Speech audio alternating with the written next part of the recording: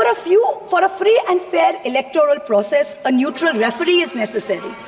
So in addition to electoral accountability, our constitution lays down a second check of institutional accountability, where the government is scrutinized by the judiciary and by various fourth branch institutions, such as the Election Commission, the Vigilance Commission, a human rights watchdog, an anti-corruption body. The appointment mechanism of these fourth branch institutions, along with their functional autonomy, is what keeps them independent. What has this government done? This government willfully defied the spirit of the Supreme Court ruling on the Election Commission's independence by replacing the Chief Justice of India on the Selection Committee with a government-appointed minister. So you have a 2-to-1 majority. Prior to Modi ji becoming Prime Minister, how often did we hear of an election commissioner not filling their full term? So ever since this government has come in, 2 election commissioners have inexplicably quit before their terms have ended. The 2024 elections saw egregious violations of the Model Code of Conduct by the BJP, and specifically by the Prime Minister, which an eager and compliant commission blatantly ignored. But even the smallest violation by an opposition party saw the ECI taking prompt, stringent action. For free and fair elections, just like justice must not only be done, but must also be seen to be done. So public trust in democracy has to be restored by this election commission. We've jokingly started calling it the Modi ji Code of Conduct. Other institutional bodies have been similarly compromised. Appointments to the National Human Rights Commission have been widely criticized, especially of Justice Arun Mishra and others close to the establishment. This is a judge who, while in office, he praised on Modi ji, calling him an international visionary who thought globally and acted locally. And lest the Treasury benches claim this assessment is a biased one, please remember, it is precisely this kind of appointments that have undermined the independence of the NHRC, so much so that the NHRC has lost its UN accreditation. The NHRC can no longer represent India or vote at the UN Council of Human Rights. Allow me to turn to a simple instance of what human rights under the rule of law means, the right to bail. The erstwhile outgoing Chief Justice of India waxed eloquent recently about how the right to bail has been granted during his tenure for all. A range of under-trials, from A to Arnab to Z for Zubair. His alphabet, unfortunately, seems abbreviated because it did not include G for Gulfisha Fatima, didn't include H for Hani Babu, didn't include K for Khalid Safi, didn't include S for Sharjul Imam, and U for Umar Khalid, and countless others. The former Chief Justice made it a point to say that the Supreme Court is not meant to act like the political opposition. We in the political opposition don't need the Supreme Court to do our job. We are not asking it to.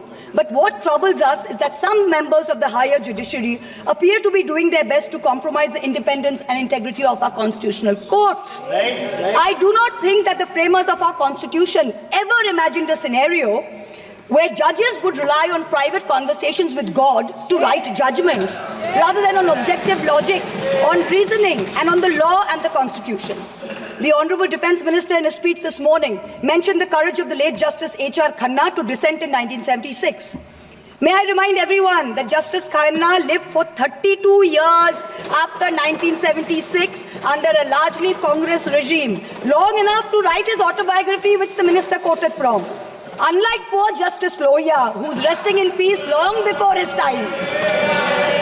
Delays in filling vacancies in the Central Information Commission is denying citizens their right to information. Currently, the CIC has only 3 commissioners, including the chief, instead of the mandated 10, and has 22,000 pending appeals filed by people against the denial of information by this government. The third dimension of executive accountability is discursive accountability. Citizens in a democracy expect their government to be able to justify their actions by way of public discourse with civil society. This government on a daily basis is pursuing unconstitutional methods of restricting freedom of the press and freedom of speech.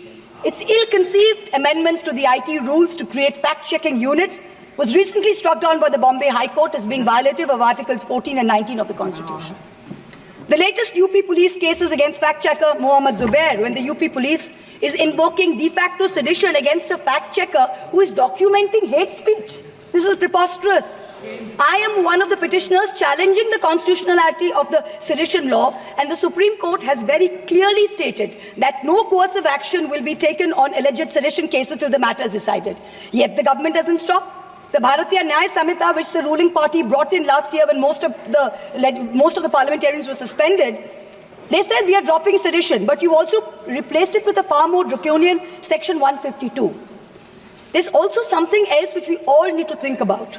The BNS for the first time adds terrorism as a punishable offense and defines it as an act that intends to threaten the unity, integrity, and security.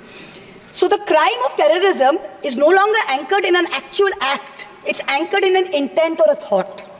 This means that from now onwards, the parents of disappearing Kashmiris or disappearing Manipuris who are protesting peacefully in a park can be accused of being terrorists. What they do or do not do in that park while they assemble is besides the point. As long as a police officer is convinced that they have the intent to do something, they can be terrorists. This makes terrorism a thought crime. Madam Chairperson, this is closer to the letter and spirit of the dystopian reality in George Orwell's 1984 than it is to the Constitution of India.